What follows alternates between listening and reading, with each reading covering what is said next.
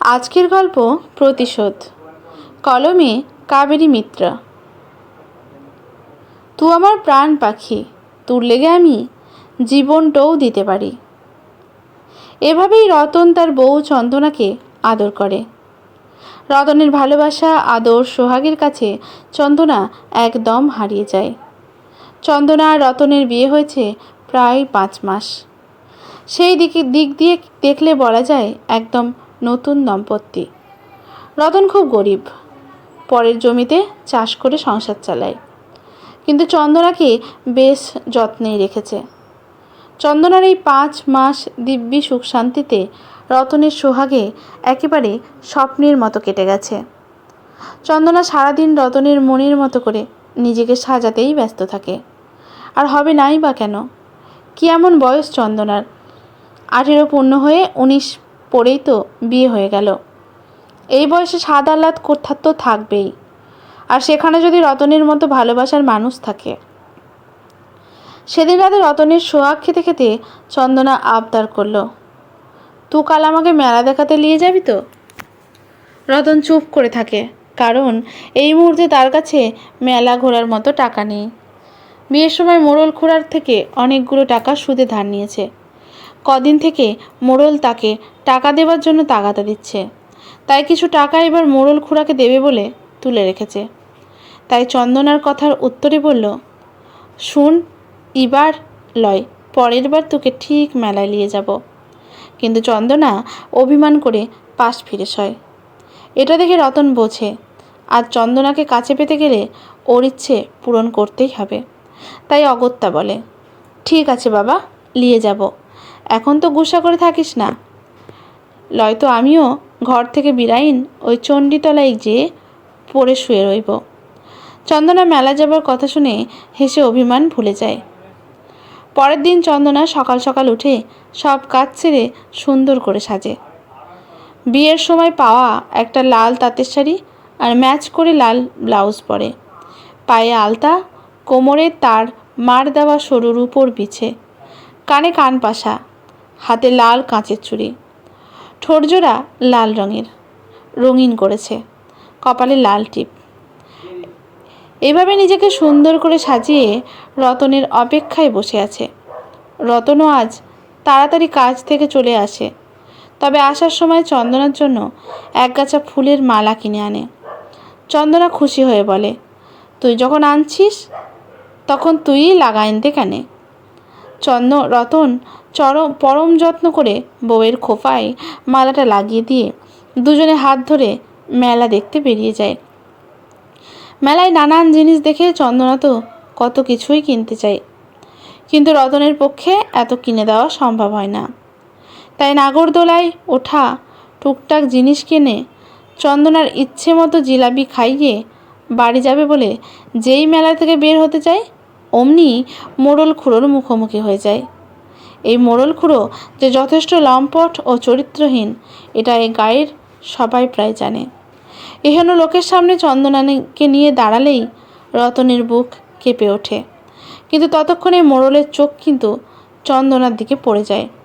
সে চন্দনাকে ঠিক দেখছে না, বলা যায় 2 চোখ দিয়ে চন্দনার সারা শরীর গিলছে। মনে মনে ভাবছে, এই রতনের এমন ডবকা পাড়া বউ হয়েছে, যে করেই হোক ইয়াকে আমার বিছানায় আনতেই হবে, নয়তো জীবন আমার বৃথায় গেল। তাই এবার রতনকে বলতে থাকে, কিরে শালা রত্না, খুব তো বউ নিয়ে ঘুরে বুলছিস, বলি আমার টাকাগুলেন কবে দিবি? আমি কি দানা চত্বর খুলে বসেছি? লাকিরে, কবে হতে টাকাগুলেন দিবি? দিবার লাম নাই, কবে দিবি বুল? রতন ভয়ে হাত জোর করে বলে, খুড়া, তোমার সব টাকা দিয়ে দেব, তুমি আর কিছু মাস সময় দাও। কেনে খুড়া? আমি মা মনসার দিব্যি খায়া বলছি, সব শোধ করে দিব। এখন আমাদিকে যাইতে দাও কেনে? এবার মোড়লের সাগরেত কালো পড়ে ওঠে। ই বাবা, যাবি মানে? তুই কি নিজের ইচ্ছায় যাবি নাকি? দাঁড়া, খুড়া কি বলে শুলে তা বাদে যাবি। কি খুড়া, ঠিক বললুম কি না? মোড়ল তখন বলে, ঠিক ঠিক, আগে তোর সাথে আমার ফয়সালা হবেক, তা বাদে তুই এখান হতে লড়তে পারবি। 2 দিন তোকে টাইম দিয়েছি, ইয়ার মধ্যে তোকে সব টাকা মিটাইন দিতে হবে, নয়তো আমি অন্যভাবে মিটাই নিব। কি বলিস কালু, ঠিক কি না? বলেই চন্দনার দিকে লোলুপ দৃষ্টিতে চেয়ে থাকে। রতন মোড়লের পায়ে পড়ে বলে, খুড়া এমন কথা তো ছিল লাই, তুমি তো 1 বছরের লাগে টাকা তো সুদ দিয়েছিলে, তবে 2 দিন হাঁকছো কেনে? আমি 2 দিনে কোথা হতে এত টাকা নিয়ে আসবো বলো খুড়া? মোড়ল এইসবে কিছুতেই নরম হলো না। সেও জানে এবছরের জন্যই ধার দিয়েছে, কিন্তু এখন তার নজর পড়েছে চন্দনার দিকে, তাই কোনো মায়া দয়া দেখালে চলবে না। তাই বলে ওঠে, ও সব আমি কিছু জানি নাই, তোকে 2 দিন টাইম দিচ্ছি, ইয়ার মধ্যে দিবি, লয়তো তোর বউটাকে আমার খাবার বাড়ি পাঠাইন দিবি, তোর সব মুকুব করে দিব। বলে আবার চন্দনার শরীরের দিকে একটা নোংরা দৃষ্টি দিয়ে দল বল নিয়ে চলে গেল। এতক্ষণ যা হলো চন্দনার সব দেখে শুনে ভয়ে হাত পা ঠান্ডা হয়ে গেছে। কোনো রকমে রতন ও দুজনে প্রায় 1 রাস যন্ত্রণা নিয়ে বাড়ি ফিরে আসে। কত আনন্দ করে গেছিল, সব আনন্দে ওই মোড়ল জল ঢেলে দিয়ে গেল। রতনের তো সারা রাত ঘুম হয়নি, খালি ভাবে কোথায় এতগুলো টাকা পাবে। পরের দিন খুব ভোর ভোর রতন উঠে পরে টাকার খোঁজে বের হয়ে যায়, কিন্তু হাজার চেষ্টা করেও কিছুই জোগাড় করতে পারে না। চন্দনাও ভালো নেই, নানান ভয় তাকে ঘিরে ধরেছে। কি করবে কি হবে কিছুই যেন তার মাথায় ঢুকছে না। 2 দিন ধরে 2টি প্রাণীর নাওয়া খাওয়া সব প্রায় বন্ধ। ওদিকে 2 দিন হতেই সন্ধেবেলা মোড়ল এসে হাজির। বলে, কিরে রত্না, টাকাটা জোগাড় হয়েছে, আমি লিতে আলুম। রতন মোড়লের পায়ে পড়ে বলে, মোড়ল আমি জোগাড় করতে পারলুম না গো, তুমি আমার মাই বাপ আছো, এবার কার পাড়া ছেড়ে দাও কেনে? শুনে মোড়ল একটা শয়তানির হাসি এসে বলে, শুন, টাকা যখন লাই তবে যেটো আছে উইটো নিয়ে যাই। রতন কিছুই বলে না, চুপ করে থাকে। এবার মোড়লের নির্দেশে কালু চন্দনার হাত ধরে টানে। চন্দনা প্রাণপণ চেষ্টা করে নিজেকে ছাড়িয়ে পালিয়ে যাবার, কিন্তু মোড়লের সাগরেদদের কাছে তার কোনো চেষ্টাই সফল হয় না। জোর করে চন্দনাকে তুলে নিয়ে যায়। যাবার সময় চন্দনা চিৎকার করে রতনকে ওদের হাত থেকে বাঁচাবার জন্য বারবার বলতে বলতে কান্নায় ভেঙে পড়ে, কিন্তু রতন চুপ করে দাঁড়িয়েই থাকে।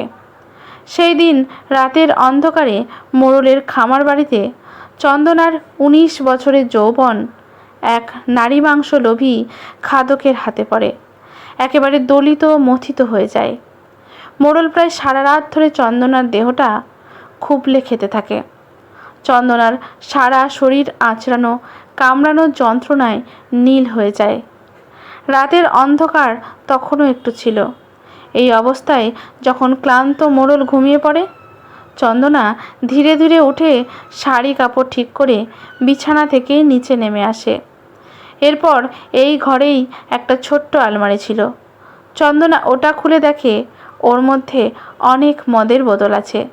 সেগুলো নিয়ে খুব সন্তর্পণে সব বোতল থেকে মদ সারা ঘরে ছড়িয়ে দেয়। সেই সঙ্গে মোড়লের বিছানার চারদিকেও ছড়িয়ে দেয়। এরপর সামনে একটা টুলের ওপর দেখে দেশলাই বাক্স আর কটা বিড়ি পড়ে আছে। চন্দনা সেইগুলো হাতে নিয়ে খুব সাবধানে দরজা খুলে বাইরে বের হয়ে আসে। এসে একটা বিড়ি ধরায়, তারপর আস্তে ধীরে সেটাতে একটা টান দিয়ে মুখ দিয়ে ধোঁয়া বার করে। দেশলাই কাঠিটা মোড়লের ঘরের মধ্যে ফেলে দিয়ে বাইরে থেকে দরজায় শিকল তুলে দেয়। নিমেষেই দাউ দাউ করে আগুন জ্বলে ওঠে। ঘুম ভেঙে মোড়ল চিৎকার করতে থাকে, কিন্তু কেউ আর শুনতে পায় না। চন্দনা হাসতে হাসতে ওই অন্ধকারে অজানা উদ্দেশ্যে পা বাড়ায়।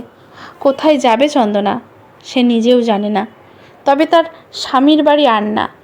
যে স্বামী স্ত্রীর লজ্জা বাঁচাতে পারে না, পরপুরুষ ভোগের জন্য নিয়ে যাচ্ছে দেখেও চুপ করে থাকে, তার কাছে আর না। এ যুগে কোনো কৃষ্ণ এসে দ্রৌপদীকে বাঁচাবে না। দুর্যোধনের হাত থেকে বাঁচতে নিজেকেই অস্ত্র তুলে নিতে হবে, নয়তো প্রতিশোধ আর নেওয়া হবে না। চন্দনার কান্না জড়ানো অট্টহাসি চারিদিকে খান খান হয়ে ছড়িয়ে পড়ল।